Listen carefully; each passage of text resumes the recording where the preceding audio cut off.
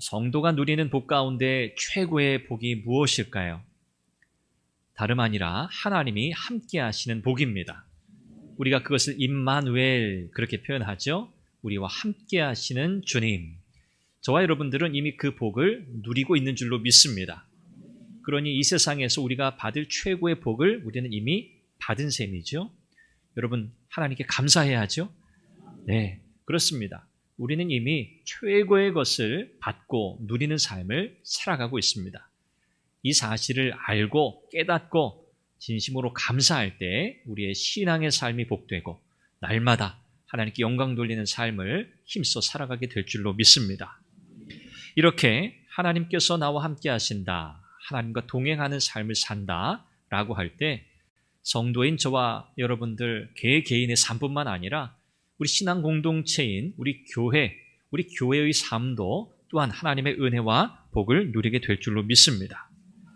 결국 우리는요, 하나님이 나와 함께 하신다는 사실을 확신하고 나와 함께 하시는 하나님의 그 임재, 이것을 경험하게 될 때야 비로소 성도다운 성도로 살 수 있고 또 교회다운 교회로 세워질 수 있다는 사실을 우리는 다시 한번 깨닫게 됩니다.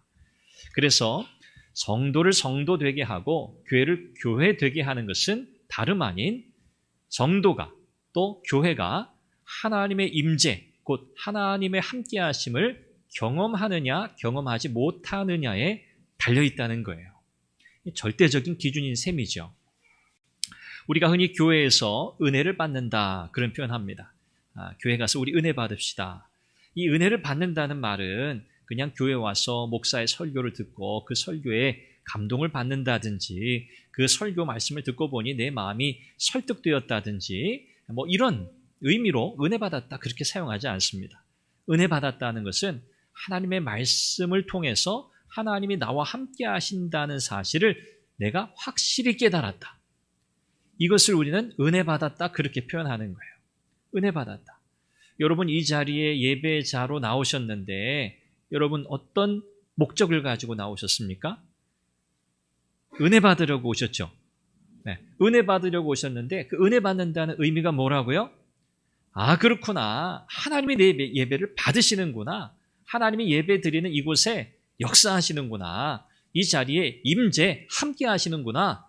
그 사실을 우리가 깨닫는 것, 이것이 바로 은혜 받는 거예요. 더 큰 은혜가 없어요. 하나님이 나와 함께 하신다는 사실을 확인하는, 경험하는 그런 예배가 되시기를 바랍니다. 그래서 오늘 저와 여러분들은 이 말씀을 통해서 하나님이 내게 어떤 은혜를 베푸실까? 말씀을 통해서 하나님이 나와 함께 하신다는 사실, 하나님께서 내 인생의 모든 순간순간 동행하시고 내 걸음을 인도하시고 나를 떠나지 않으시고 나의 삶 속에서 역사하신다고 하는 그 사실, 이것을 우리가 말씀을 통해서 깨닫는 거예요. 그럴 때 거기에 참 은혜가 있고요. 거기에 감사가 있고 감격이 있고 확신이 생기는 줄로 믿습니다.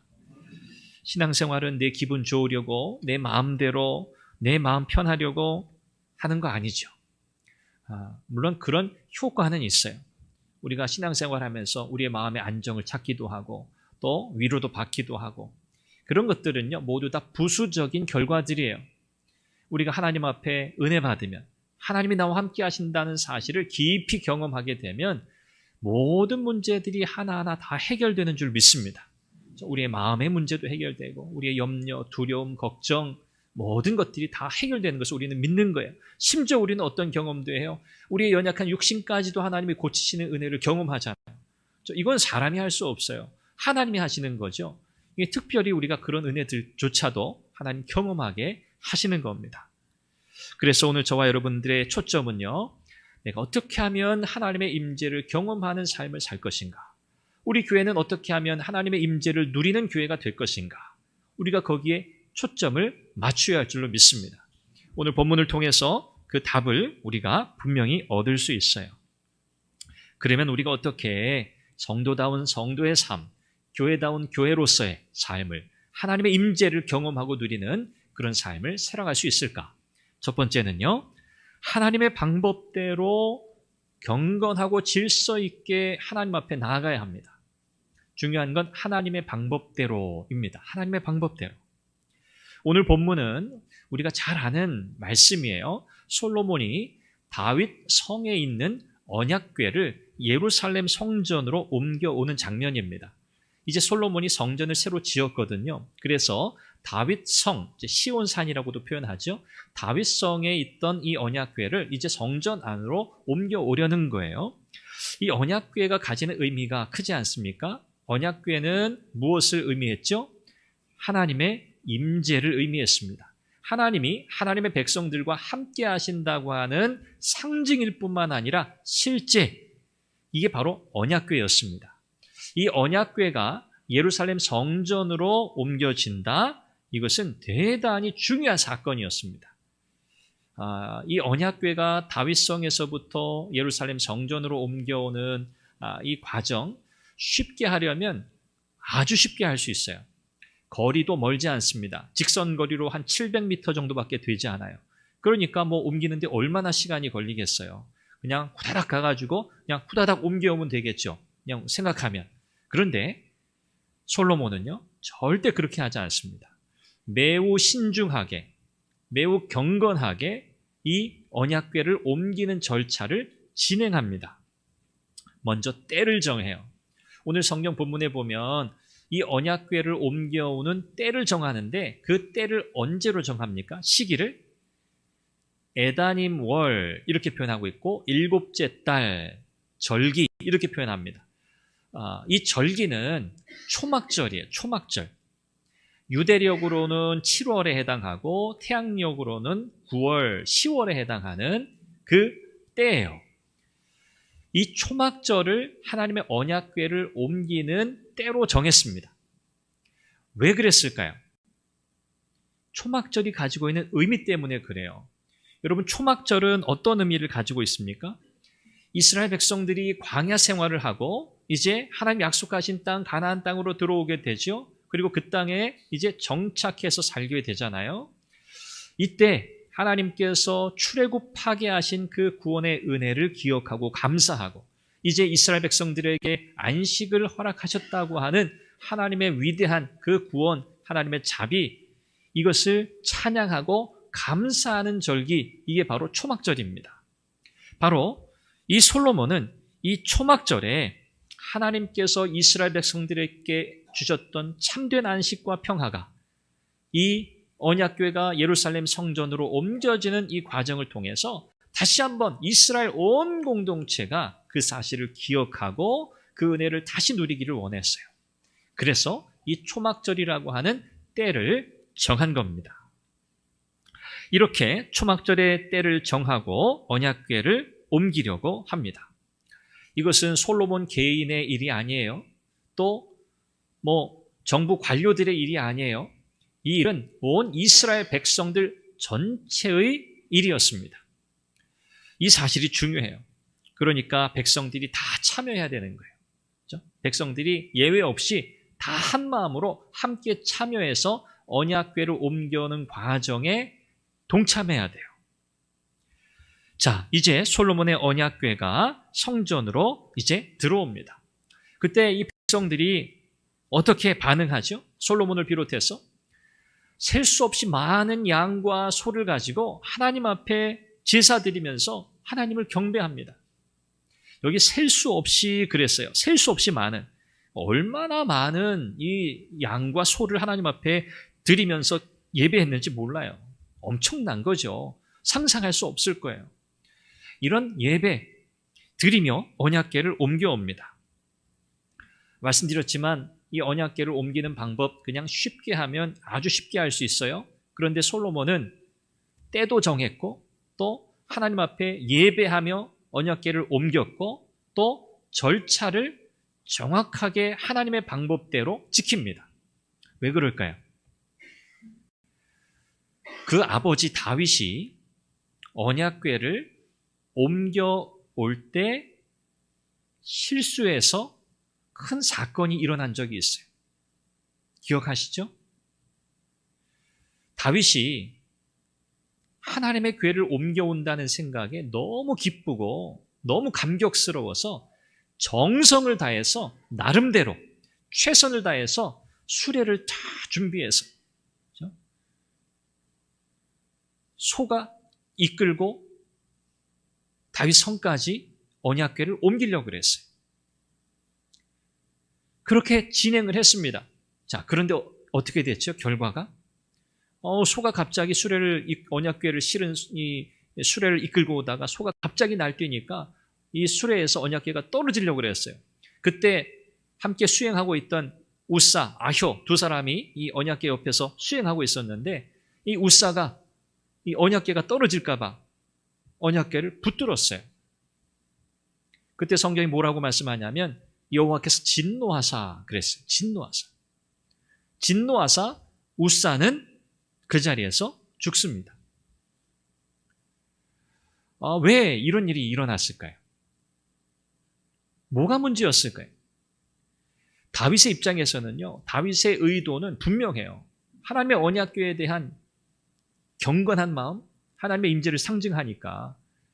그렇죠? 구약시대만 해도 이것은 성물이에요. 성물. 거룩하게 구별됐단 말이에요. 그러니까 얼마나 귀해요. 얼마나 정성을 다했겠어요. 그런데 뭐가 문제였어요? 하나님의 방법대로 하지 않은 게 문제였어요. 하나님께서 말씀하신 절차를 따르지 않은 게 문제였어요. 하나님께서 말씀하신 절차는 민수기 4장 15절에 분명해요. 이 성물, 거룩하게 구별된 성물에는 절대 손대서는 안 된다. 그리고 성물, 언약궤를 비롯해서 성물을 옮길 때에는 반드시 제사장이 그 역할을 감당해야 하고 제사장은 반드시 채에다가 꿰어서 운반하도록 하나님이 명령하셨어요. 자, 그런데 다윗이 하나님의 언약궤를 옮겨올 때에는 뭐가 다 안 맞았어요? 네. 운반하는 사람도, 운반하는 방법도 다 안 맞았어요. 그래서 우사가 하나님의 진노로 즉사한 거예요. 하나님은 이처럼 무엇을 중요하게 여기시나요? 하나님의 방법대로 하느냐 아니냐를 중요하게 여기신다는 거예요. 오늘 저와 여러분들의 신앙생활도 마찬가지입니다. 오늘 우리의 신앙생활, 내 맘대로, 내 생각대로, 내 편리대로 하지? 아니요, 절대 그렇지 않습니다. 그렇다고 우사처럼 하나님께서 진노하셔서 우리가 그 자리에서 죽는 건 아니에요. 그건 염려하지 않으셔도 돼요. 그런데 우리의 편리대로, 우리의 생각대로 적당히 때로는 타협하면서 적절히 그냥 조절하면서 그렇게 하나님 앞에 그냥 그렇게 신앙생활을 해야겠다? 여러분, 그런 삶에는 하나님이 은혜와 복을 주실 리가 없어요. 하나님이 그 예배를 기뻐 받지 않으신다는 거예요. 성경은 우리에게 시종일관 분명히 말씀해요. 우리의 신앙생활은 절대적으로 하나님의 말씀을 따라가야 한다. 하나님의 뜻대로, 하나님의 방법대로 신앙생활을 해야 한다는 교훈을 오늘 본문이 우리에게 분명하게 말씀하고 있어요. 하나님이 왜 이렇게 절차를 말씀하셨는가? 하나님이 왜 이렇게 질서 있게 하나님 앞에 나오도록 명령하셨는가? 우리가 그 의미를 제대로 파악하고 있어야만 우리는 하나님께서 말씀하신 내용에 집중할 수 있게 돼요. 하나님의 의도와 상관이 없이 하나님의 뜻을 헤아리려는 마음이 없이 우리가 어떻게 하나님께 집중할 수 있겠어요? 어떻게 우리가 그분의 말씀에 집중할 수 있겠어요? 그건 힘든 일이거든요. 그러니 말씀하신 분 하나님의 뜻이 무엇인가? 하나님이 왜 이렇게 말씀하셨지? 그 의미와 또 그 하나님의 의도를 헤아리려고 하는 그런 우리의 노력이 필요해요. 그래야 우리는 말씀에 집중할 수 있게 되고요. 그 말씀대로 살아갈 수 있게 됩니다. 여러분 꼭 기억하시길 바랍니다. 우리의 신앙생활은 하나님의 말씀을 따라가야 한다. 하나님께서 말씀하신 그 법 안에서, 그 테두리 안에서 벗어나면 안 된다. 예외가 없어요. 예외가. 두 번째는요, 힘을 다해서 말씀을 따라가야 합니다. 강조는 힘을 다한다는 거예요. 힘을 다한다. 솔로몬과 이스라엘 백성들이 이 언약궤가 옮겨지는 이 과정 속에서 셀 수 없이 많은 제물로 하나님 앞에 예배했다. 그렇게 말씀드렸잖아요. 왜 그랬을까요?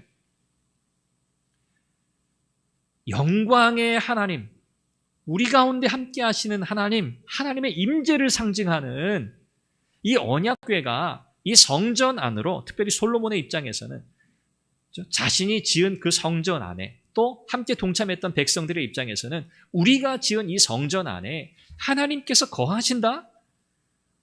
이것은요 정말 말로 다 할 수 없는 감격인 거예요. 진짜 말로 어떻게 표현할 수가 없는 일이에요.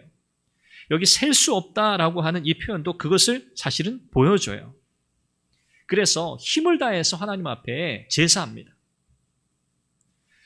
이걸 진짜 돈으로 환산한다면 여러분 얼마나 큰 액수겠어요. 셀 수 없을 만큼이니까. 오늘날도 소 한 마리 꽤 비싸잖아요. 그렇죠?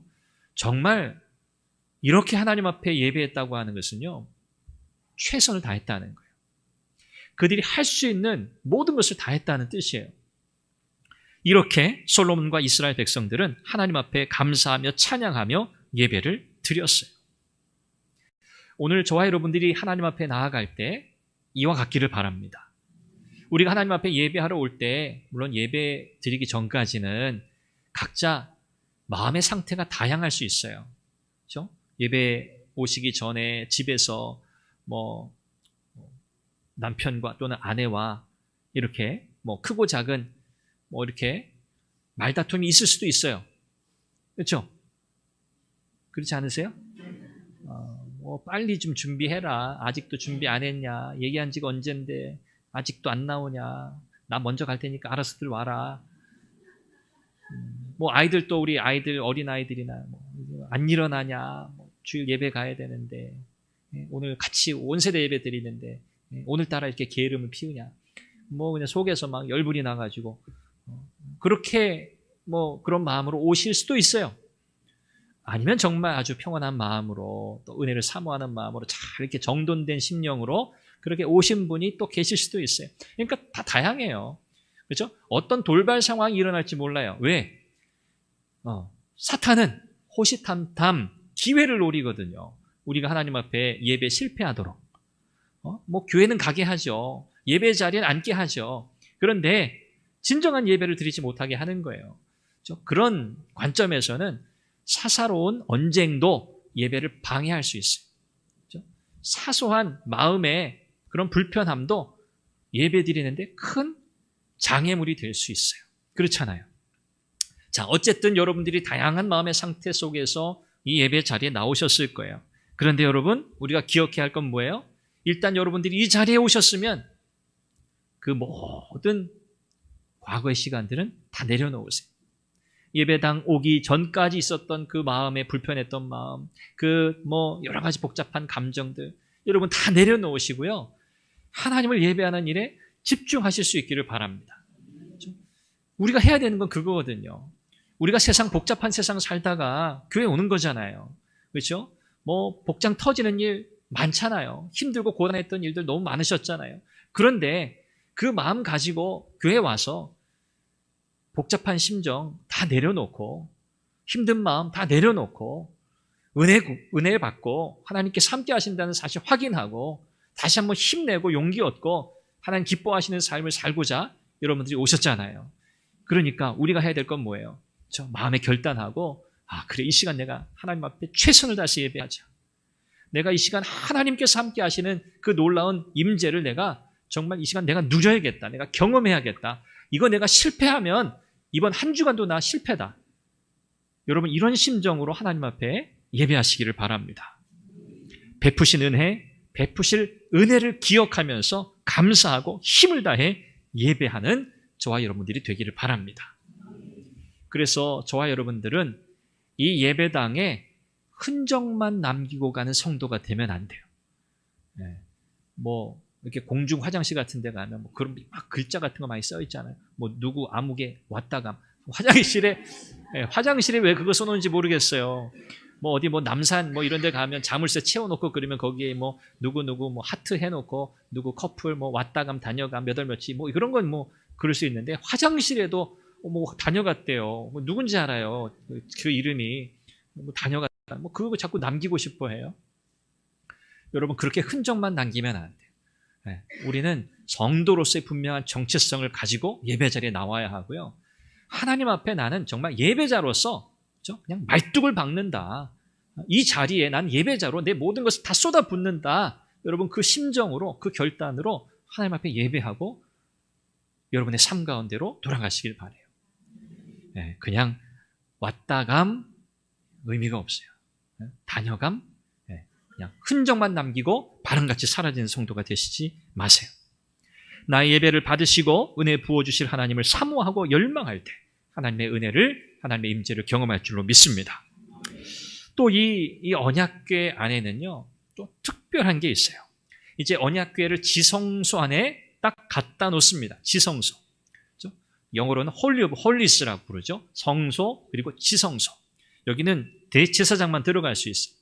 지성소 안에 언약궤를 두는데 오늘 이 열왕기서의 저자는 이 언약궤를 옮길 때 어떻게 옮겼다고요? 무엇에 매어서? 채에, 그렇죠? 긴 막대기 같은 채에 매어서 언약궤를 옮겼는데 이 언약궤를 매어 옮긴 이 채가 성소에서 보였다 그랬어요. 빼면 되잖아요. 그죠? 그 용도를 다 했으니까 그냥 빼면 되는데 언약궤를 메어온 그 채로 놓은 거예요. 그러니까 긴 채가 지성소를 나와 성소 밖에까지 채가 보인 거예요. 왜 이렇게 이 말씀을 기록하고 있을까요? 하나님께서 말씀하신 그대로 했다는 걸 강조하는 거예요. 하나님이 민수기에 채에 꿰어 매어 옮기라고 하셨거든요. 솔로몬이 그대로 순종해서 했다는 것을 강조하는 거예요. 그래서 오늘 성경이 그것을 기록하고 있어요. 성소에서 채가 보였다. 그리고 이 언약궤 안에는 두 돌판이 들어 있었다고 기록해요. 이 두 돌판은 뭐죠? 모세가 하나님께로부터 받은 십계명이에요. 십계명을 기록한 두 돌판이에요. 이 두 돌판 외에 다른 것은 들어있지 않았다는 거예요. 자, 이것은 또 우리에게 무엇을 가르칠까요? 하나님의 임재의 상징인 언약궤 안에 두 돌판 이외에는 아무것도 없었다? 언약궤의 본질은 뭐다? 하나님의 말씀이다. 하나님 말씀입니다. 그러므로 하나님의 임재를 상징하는 언약궤의 본질이 하나님의 말씀이므로 하나님의 임재는 곧 하나님의 말씀의 충만함과 직결된다. 그거예요. 그래서 우리가 하나님의 은혜를 받는 가장 확실하고 분명한 수단이 뭐예요? 말씀이에요. 말씀. 말씀을 통해서 우리는 하나님의 임재를 경험하는 거예요. 이것이 하나님이 정하신 방법이에요. 이스라엘 백성들이 그 언약궤 안에 두 돌판이 있는 것을 알아요. 그렇구나. 하나님의 말씀, 하나님을 예배하고 하나님을 섬기며 믿음의 삶을 사는 여정에서 하나님은 우리에게 이것이 가장 중요하다고 본질이라고 핵심이라고 말씀하시는구나. 하나님을 예배하는 자의 삶에 가장 힘써야 할 게 뭔가? 힘을 다해 하나님 말씀을 따라가는 거구나. 이것을 가르치는 거예요. 이것은 구약시대 이스라엘 백성들에게 뿐만 아니라 오늘 저와 여러분들에게도 동일하게 적용되는 말씀입니다. 그러므로 우리가 하나님의 임재를 경험하기 원한다면 여러분 힘을 다해서 하나님의 말씀에 집중하시고요. 그 말씀을 따라가시길 바랍니다. 마지막입니다. 이렇게 하나님의 방법대로 질서 있게 절차를 따라서 최선을 다해서 힘을 다해서 말씀에 집중하며 하나님 앞에 나아가게 될 때 비로소 하나님의 임재 곧 하나님의 영광이 가득한 그 은혜를 누리게 된다는 사실이에요. 제사장은 언약궤를 지성소에 두었습니다. 오늘 성경에 보니까 오늘 본문에 보니까 제사장이 지성소에 언약궤를 딱 안치시키고 나오니까 그때 어떤 현상이 나타났죠? 구름이 성전에 가득했다고 성경이 기록합니다. 구름이 성전에 가득했다. 여러분 출애굽 때부터 구름은 무엇을 상징했죠? 하나님의 함께하심. 임재라는 표현이 함께하신다는 표현이잖아요. 하나님의 임재, 하나님의 함께하심, 또 하나님의 영광을 표현하는 게 바로 구름이었어요. 그래서 하나님이 광야를 지나는 동안 불기둥으로 구름 기둥으로 이스라엘 백성들을 인도하셨잖아요. 이것이 하나님이 그들과 함께 하신다는 사인이었어요. 증거였어요. 모세가 성막을 봉헌했을 때 출애굽기 40장에서도 똑같았어요. 하나님의 구름이 회막 위에 덮이고 여호와의 영광이 그 위에 충만했다 그랬어요. 똑같은 현상이 지금 이 성전 안에 지성소의 언약궤를 딱 안치하고 나오는 순간 동일하게 나타났어요. 이 구름이 얼마나 이 성전에 가득했던지 제사장이 그 직무를 이어갈 수 없을 정도로 가득했다고 성경이 기록하고 있습니다. 이건 뭐죠? 하나님의 임재, 하나님의 영광에 압도된 거예요. 압도. 아무것도 못하는 거예요. 그냥 얼음. 그 상태인 거예요. 하나님께서 하나님의 백성들 가운데 역사하시는 그 하나님의 임재가 얼마나 강력했던지 제사장이 그 직무를 행할 수 없을 정도로 강력했다는 거예요. 이것이 바로 성전의 본질입니다. 곧 교회의 본질입니다. 교회는 어떤 곳이어야 해요? 하나님의 임재가 압도하는 곳이어야 돼요. 하나님의 영광이 압도하는 곳이어야 돼요. 사람의 영광이 아니에요. 사람의 주장이 아니에요. 사람의 인기가 아니에요. 하나님의 영광, 그분의 임재로 가득하고 충만해서 정말 우리가 아무것도 할 수 없을 정도로 그 하나님의 은혜에 사로잡혀야 하는 것이 바로 주님의 교회인 줄로 믿습니다. 우리는 그 은혜를 사모하는 거예요. 우리가 예배 자리에 나올 때마다 우리는 그 은혜를 사모하는 거예요. 하나님, 오늘 예배 가운데 하나님의 은혜에 압도되기를 원합니다. 하나님의 임재가 나를 압도하는 은혜가 오늘 예배 가운데 있기를 원합니다. 여러분, 이 소원을 가지고 기도하면서 여러분 예배 자리에 나오실 수 있기를 바랍니다.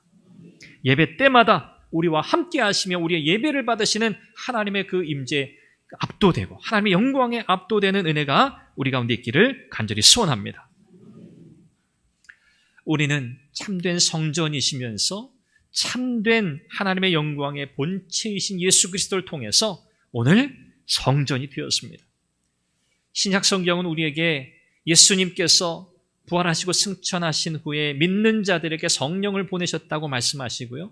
그 성령께서 오셔서 이제 믿는 자들 가운데 거하신다고 말씀하십니다. 그렇게 되고 나면 어떻게 돼요? 성령이 우리 안에 거하시고요. 그래서 이제 사도 바울은 너희가 성령의 전이다 그렇게 표현합니다. 저와 여러분들은 성령의 전이에요. 하나님이 거하시는 성전이 된 거예요. 구약시대에는 예루살렘 성전이 있었어요. 그리고 그 안에 언약궤, 하나님의 말씀, 언약궤가 있었어요. 그런데 이제 신약시대에 와서 메시아, 구원자이신 예수 그리스도가 오셔서 저와 여러분들에게 구원의 은혜를 베푸신 이후에는 우리를 성전 삼으셨어요. 저와 여러분들이 이제는 성전이에요. 우리 안에 누가 계세요? 성령 하나님께서 거하세요. 하나님이 거하시는 성전이에요. 그러므로 이제 저와 여러분들의 일상의 삶은 어떤 삶이어야 하는 거예요? 하나님의 영광에 압도되는 삶이어야 하는 거예요. 우리의 가정도 우리의 일터도 하나님의 임재와 하나님의 영광으로 충만한 곳이 되어야 할 줄로 믿습니다. 왜? 저와 여러분들이 성전이니까. 성전에 하나님의 영광이 임했잖아요. 똑같습니다. 오늘 하나님은 저와 여러분들을 성전으로 삼으셔서 우리가 가는 곳마다 하나님의 영광으로 채우시기를 원하세요. 사람들은 그걸 보게 되겠죠. 우리를 통해서 하나님의 영광을 보게 되는 거예요. 하나님의 임재를 보게 되는 거예요. 그들은 두려워하겠죠. 하나님의 임재와 영광이 저와 여러분들을 통해 드러나게 하시려고 하나님은 저와 여러분들을 그리스도 안에서 성전 삼으셨어요. 이것이 성도의 삶의 핵심이에요. 우리가 어떻게 복음의 증인이 될 건가? 어떻게 예수 그리스도의 십자가를 증거할 건가? 여러분, 특별한 방법이 있는 게 아닙니다. 저와 여러분들이 살아가는 삶의 자리에서 우리가 성전 되었기에 하나님의 영광, 하나님의 임재를 우리는 누리고 그것을 보여주면 돼요. 하나님께서 나와 함께 하신다는 사실을 하나님, 내가 이 사람들에게 보여줄 수 있게 해주세요. 하나님, 내가 직장에서 하나님이 나를 돕고 계신다는 사실, 하나님이 살아계셔서 나와 함께 하신다는 사실을 저들이 보게 해주세요. 여러분, 그렇게 기도하시길 바라요. 하나님 그렇게 하실 거예요. 왜요? 우리를 성전 삼으셨기 때문에. 말씀을 맺습니다. 온 이스라엘 백성들은 언약궤를 새로운 성전으로 옮겨온 일에 동참했습니다. 모든 절차 과정은 하나님의 말씀 율법을 따라서 진행이 되었어요. 자기가 원하는 게 아니에요.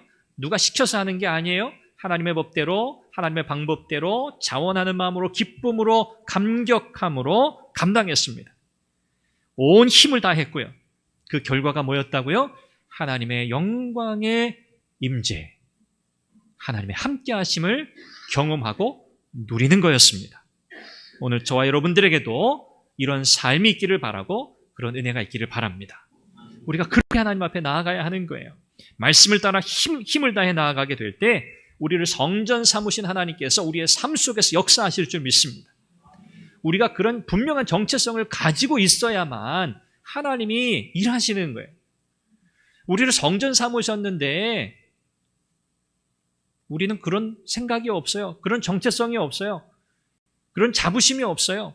하나님, 나를 통해서 하나님의 영광이 드러나게 해주세요. 이런 기도가 없어요. 그럼 하나님이 그렇게 하시지 않아요. 오늘 저와 여러분들에게는 이 분명한, 그렇군, 하나님 나를 성전 삼으셨고 오늘 내 삶을 통해서 하나님이 일하기 원하시는구나. 하나님 역사해 주세요. 나를 통로 삼아 주세요. 하나님의 영광의 도구가 되게 해달라는 그 기도가 바로 그거예요. 오늘 저와 여러분들의 삶 속에 하나님은 함께 하십니다. 하나님의 영광으로 충만하게 하실 줄 믿습니다. 말씀에 순종하며 힘을 다해 하나님을 섬기시고 예배하시고 힘써 믿음의 삶을 살아가시길 바랍니다. 그러면 하나님께서 우리를 사용하실 거예요. 우리는 그것을 보고 놀랄 거예요. 하나님 나를 쓰시는구나. 나는 뭐 가진 게 없어요. 나는 뭐 능력도 없어요. 그러나 하나님의 영광을 사모하고 그 하나님의 임재하심에 붙들려서 살아가기를 원하니 하나님 날 그렇게 쓰시는구나. 여러분, 그 은혜를 경험하게 되실 줄로 믿습니다. 그런 은혜가 여러분의 삶과 우리 교회 가운데에 있기를 간절히 소망합니다. 기도하겠습니다. 우리 같이 함께 기도하죠. 날마다 나와 함께 하시는 하나님, 나의 삶을 통하여 하나님의 영광을 드러내시기를 원하시는 하나님, 내 삶에 하나님의 임재를 누리는 삶이 되게 하옵소서. 하나님 말씀에 순종하며 최선을 다해 하나님 앞에 예배하는 자가 되게 하옵소서. 이 제목 가지고 함께 기도하겠습니다. 자비하신 아버지 하나님, 은혜와 사랑을 감사합니다. 오늘 하나님께서 이 말씀을 통해서 우리에게 교훈하시고 우리가 어떻게 하나님의 영광의 도구로 쓰임받을 수 있을지, 어떻게 해야 우리가 하나님을 기쁘시게 할지 하나님 말씀하여 주시니 감사합니다. 하나님의 임재를 누리는 교회, 하나님의 임재를 누리는 우리의 삶이 되게 하여 주시옵소서. 나와 함께 하시는 하나님, 나와 함께 하심을 통하여 하나님의 영광을 드러내시기를 원하시는 하나님, 세상이 우리를 통하여 하나님의 영광몰이라고 하는 이 찬송의 가사처럼 하나님, 오늘 우리의 삶이 하나님의 영광의 도구가 되게 하여 주옵소서. 날마다의 삶 속에 함께 하시는 줄 믿습니다. 힘을 다하여 말씀을 따라 하나님의 방법대로 믿음의 걸음을 한 걸음 한 걸음 옮겨갈 때 하나님, 그 순종하는 삶을 통해 또 힘을 다하여 하나님 앞에 나아가는 그 제자의 삶을 통해 하나님께서 역사하실 줄로 믿습니다. 하나님, 우리를 성전 삼으신 것을 감사합니다. 하나님, 성전된 우리를 통하여 하나님 영광이 드러나게 하시고 하나님 우리를 사용하시는 놀라운 은혜의 통로가 되도록 은혜를 더하여 주시옵소서.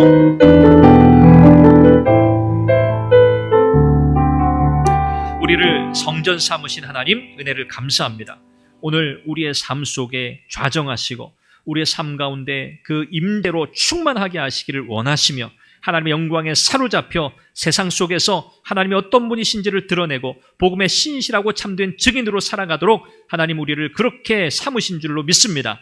하나님, 우리의 삶 속에 하나님의 말씀대로 하나님의 정하신 방법대로 힘써 하나님을 예배하고 질서 있게 하나님 앞에 예배하는 자로, 말씀에 순종하는 자로 살아가게 하여 주옵소서. 그러할 때 하나님이 우리를 영광의 도구로 쓰실 줄로 믿습니다. 하나님, 세상 속에서 힘없고 나약한 그런 삶을 사는 하나님의 백성이 아니라 세상 속에서 가장 힘있게 능력있게 하나님의 영광의 통로가 되고 도구가 되는 그런 삶을 살아가도록 도와주옵소서. 직장에서도 하나님 그렇게 하나님의 영광의 도구가 되게 하시고 가정에서도 그렇게 하나님의 영광의 도구가 되게 하시고 우리의 전생애가 하나님의 영광을 드러내는 복된 삶이 되도록 복을 더하여 주옵소서. 그런 교회 되도록 은혜를 더하여 주옵소서. 예수님의 이름으로 기도합니다. 아멘.